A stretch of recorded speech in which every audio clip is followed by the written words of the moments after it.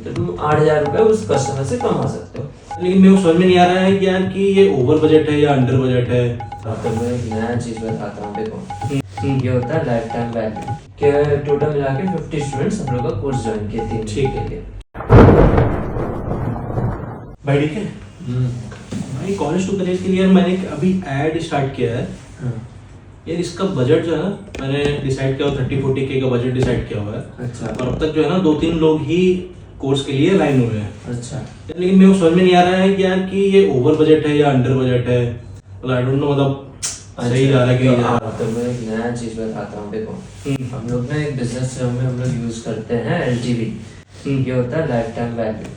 Life time value क्या होता है कि टोटल रेवेन्यू जो हम लोग कस्टमर से एक्सपेक्ट करते हैं over the life time. Life में तुम्हारा जैसे तुम एक कोर्स बेच रहे हो, ठीक है, तो उस कोर्स का एक टाइम है कि अच्छा वो कोर्स तुम्हारा इतना दिन के लिए है। हाँ, उस बेसिस के ऊपर कोई कस्टमर आपसे वापस आएगा या नहीं आएगा। जैसे आप 1 साल के लिए कोर्स चला रहे हैं, तो उस तरीके से हम लोग क्या करेंगे ना कि 1 साल के लिए तुम उस कस्टमर से कितना रेवेन्यू जनरेट कर सकते हो। तुम सोच लो कि अगर तुम्हारा कोर्स, अगर हम लोग 2000 का कोर्स बेच रहे हैं, तो 2000 का कोर्स बेच रहे हैं, तो तुम्हारा वो 2000 का कोर्स सोचो 1 साल के लिए है, वो अगले 4 साल के लिए लेता है। अगर तुम्हारा ऑन एन एवरेज क्या 4 साल के लिए, तो तुम 8,000 रुपए उस कस्टमर से कमा सकते हो। अच्छा। तो कस्टमर का क्या हो गया कि लाइफ टाइम वैल्यू 8,000 रुपए हो गए। तो उसके बेसिस के ऊपर तुम अब जो कैलकुलेट करना चाहते हो, तो वो सिंप्लीफाइड हो जाएगा कि तुम 8,000 टोटल कमा सकते हो। तो कोर्स का बजट भी हम इससे पे डिफाइन कर सकते हैं कि कितना हम कोर्स का बजट खर्च करें, क्योंकि तुमको अपर लिमिट है कि अच्छा तुम इतना ही कमा सकते हो।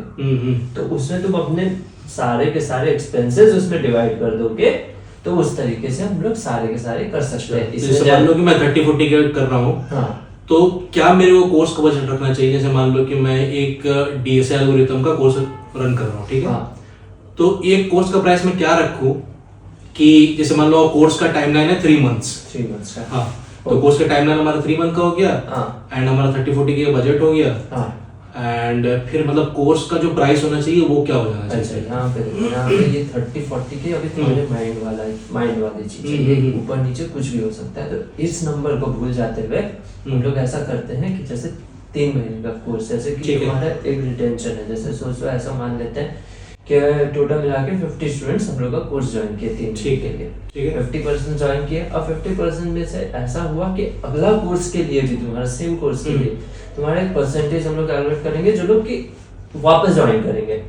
जैसे सोचो उसमें से 10% रिटेंशन रेट है तुम्हारा, तो रिटेंशन के ऊपर हम लोगों की 10% वापस आ जाएगा, वापस आ जाएगा, तो 10%। तो उस बेसिस के ऊपर हम लोग लाइफ टाइम उसकी वैल्यू, जैसे कि नंबर ऑफ कोर्सेज तुम्हारे आगे के प्लान जो होंगे उसके बेसिस के ऊपर हम लोग डिवाइड कर लेंगे। अच्छा। तो उस बेसिस पे हम लोग टोटल रेवेन्यू निकाल लेंगे, कितना रेवेन्यू आ रहा है। अच्छा। उस बेसिस के ऊपर हम लोग ये लाइफ टाइम की वैल्यू आ जाएगी, उस बेसिस पे हम लोग कर सकते हैं। अब इसके लिए एक और चीज तुमको बताता हूँ, इसमें हम लोग एक और चीज कैलकुलेट करते हैं, वो है CAC कैक। ये सेम टू सेम है LTV के बराबर। अच्छा। अब LTV जैसे कैलकुलेट करते हैं, LTV हो गया तुम्हारा टर्म की जो बाद में आएगा।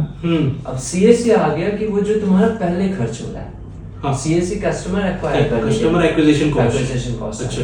तो कस्टमर एक्वायर करने के लिए सोच लो, अगर हम लोग कितना पैसा खर्च कर रहे हैं, एक कस्टमर तुम्हारे, तुम सोचो 2000 का बेच रहे हो और तुम उस कस्टमर को एक्वायर करने के लिए सोचो 500 रुपीज खर्च कर रहे हो टोटल मार्केटिंग। तो मतलब जैसे मान लो कि अगर मान लो मैं 30,000 खर्च किया, ठीक है, और मैं 50 स्टूडेंट लेके आया, तो मतलब मेरे समझ में 30,000 बाई 50 लगभग तेरा हो गया 600 कुछ हो गया, जो तेरा एक कस्टमर को लाने का प्राइस हो गया। तो वो कैक हो गया 600 रुपीज कॉस्ट हो गया। अब इस बेसिस पे हम लोग LTV अगर निकाल लेंगे तो तुम्हारा प्रॉफिट जो हो गया, प्रॉफिट हम लोग को ऑन एन एवरेज ये वाला पार्ट हो गया।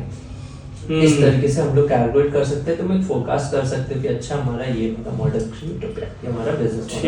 ठीक है, तो फिर मैं इसको एक बार कैक और LTV दोनों समझता हूँ, उसके हिसाब से फिर हमारा एक निकालते हैं। ठीक है, ओके।